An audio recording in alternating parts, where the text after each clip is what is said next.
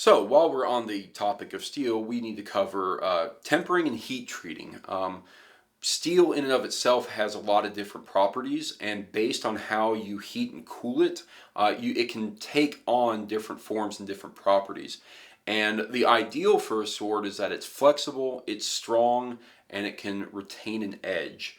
And the flexibility obviously means retention of shape, that it doesn't bend and stay bent. So through the process of tempering and heat treating, you can get a steel to be, uh, those three things. Um, Tempering is really the process of quenching. You see this very commonly in a lot of movies and whatnot. It's where you heat up the blade and you plunge it into not often water. Sometimes people use water, but really it should be oil or something like oil. Um, and what this process does, when you heat up a sword, you heat it up to what's called the critical, or sorry, not the sword, the blade. When you heat up the blade, you heat it up to what's called the critical temperature. And that's where the molecules of the steel kind of expand and get to the point where, based on how it is cooled after the critical temperature, it will take on certain properties. So if you heat it and just kind of let it cool slowly, it'll be kind of a bendy, it will retain, it will bend to whatever you want it to be. It'll be soft. It won't really be what you want it to be for a blade. But if you quench it, what happens is those molecules contract very rapidly, and it creates what is actually a brittle but also hard steel.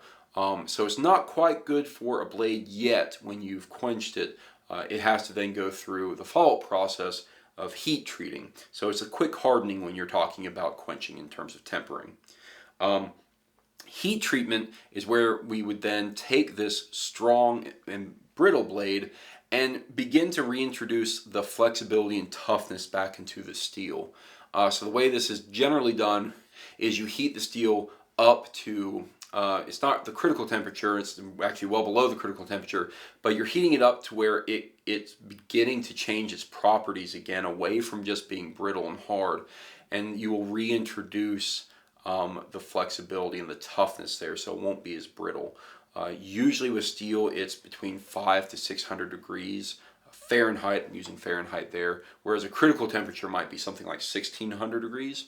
And by bringing it to that high temperature and then letting it cool naturally, either burying it in sand or just letting it cool off in the air, it will, over a couple of courses of that, so you'd heat it and let it cool and heat it and let it cool, maybe 3 or 4 times, it will suddenly go from being that really hard brittle to being slightly less hard, but still hard enough, and it'll be flexible and tough, and that's the type of blade quality steel you'd want after the tempering and heat treating.